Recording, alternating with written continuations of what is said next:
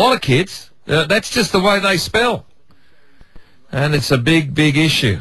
And another big issue, of course, is are we eating ourselves into an early death? Britain's obesity expert, he's the advisor to the UK government. Well, certainly he was until the Chancellor brought in the emergency budget. He may not have the budget anymore.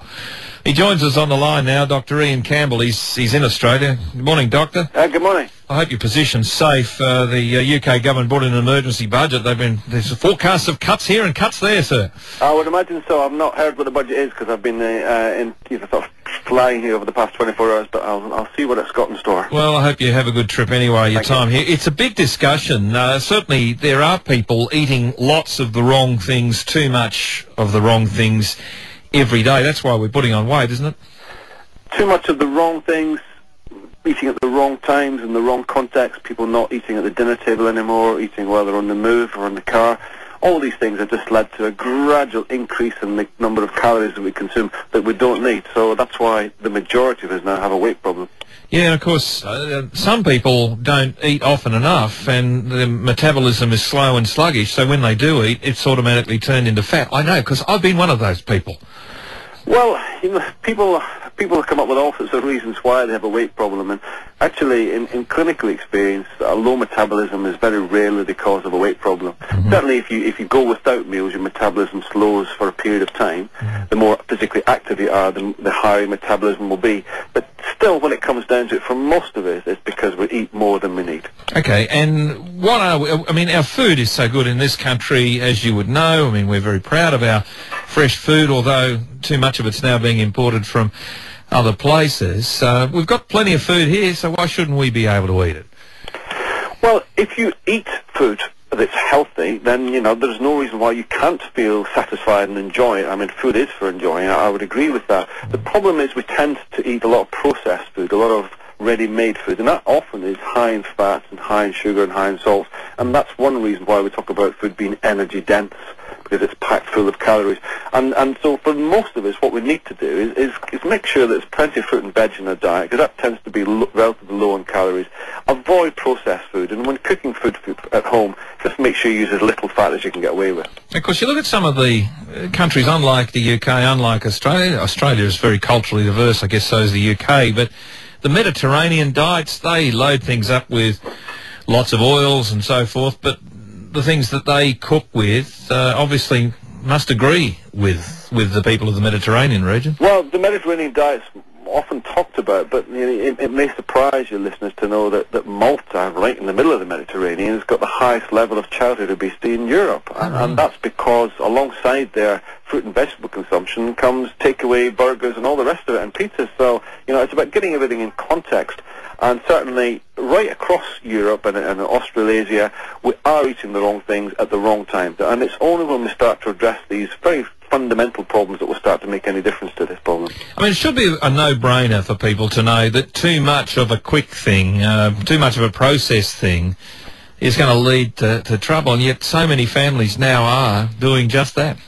Well, you can understand why, because it's relatively cheap. I mean, it is quite expensive to eat healthy all the time compared to the sort of cheaper processed food that you can buy in supermarkets and takeaway food. One of the things we've got to do is make sure that healthy food becomes cheaper, that it becomes readily available, and that people know what to do with it. Healthy food should be tasty, should be appetizing, but also it should be affordable, and that's something that governments have to be involved in. Now, Dr. Campbell, what makes a person obese? What makes them overweight? I mean, it's obvious some really look the part, but others sort of said to me, well, technically I'm overweight. I mean, I've been told I've got to lose 8 kilos to get my body mass index down to the ideal level for the ideal height. And I keep saying to people, I'm not overweight, I'm just 6 inches too short. Quite. Well, body mass index is the sort of gold standard measure we use, but it's very difficult for people to work that out. And actually another simple way of doing it is waist circumference. And if, as a bloke, your waist is more than 100 centimetres, or in a lady more than 88 centimetres, then that's the same as being clinically obese, and then you've got to do something about it. Well, I don't have that problem. Pardon? I don't have that problem anymore. Oh, well, that's good. I've had that problem, but I don't have that anymore. Why is that? Because I've worked on it. Oh, good. And how did you do that? By working on it. Exercise, lots of water, I mean, I've got to tell you, I don't know whether we could afford to drink the water that they now, the prices they want to charge us, but lots of water and eating fresh fruit and veggies and watching the bad stuff. And when it comes down to it, it's just about simple things, isn't it? It's healthy food in the right proportions, not overeating, trying not to snack in between. And of course, alcohol consumption is another big factor, making sure your alcohol intake is limited too, but at the same time, increasing your energy expenditure through any opportunity for physical activity. Yeah, I never believe that you should go on a diet, at the beginning of the year or because you've turned a certain age or anything like that. You should just really do it at any time that it suits you, not some celebration point. I would agree with that, but in my clinical experience, very often there's a trigger, like it's New Year or there's a wedding coming up or a holiday. But for others, particularly blokes, actually, it's because they've been told they've got high blood pressure and suddenly think, okay, now's the time to do it. So it's good having that trigger, but of course you're absolutely right. Going on a diet for a short period of time is you're on a hiding to nothing. You've got to take up new habits that you're going to continue for a long time. Can we just take a minute to talk about our kids, because our kids are getting bigger. It's very, very obvious. There seems to be a lot of legislative protection. Kids are not able to do some of the things they once did. Parents are worried about their kids walking to school because of some of the social ills, bad people around. It is difficult being a young person, a child, growing up in this sort of fast food, less exercise environment, isn't it? It is. It's very difficult, and the numbers of obese children in the UK and here in Australia is increasing rapidly for all the reasons that you've just said.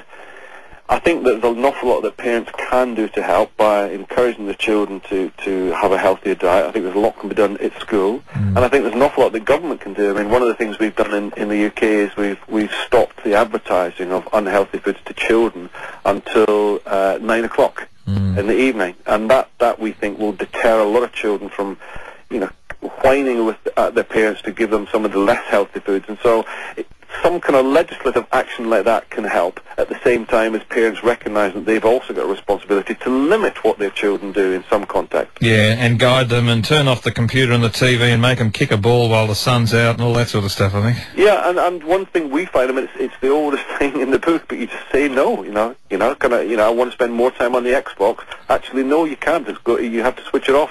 And often once, there's a bit of a rebellion at the beginning, but often children get used to that sort of concept. And it may sound harsh, because as parents we want to do everything to keep our children happy, but actually keeping them healthy is important as well. Yeah, we spoke to somebody last week who spent for 6 months, told the children no technology, no television, no computer, and they howled for a couple of weeks, and then suddenly the kids started talking to each other and playing games with each other, reading books. They did these things. Extraordinary.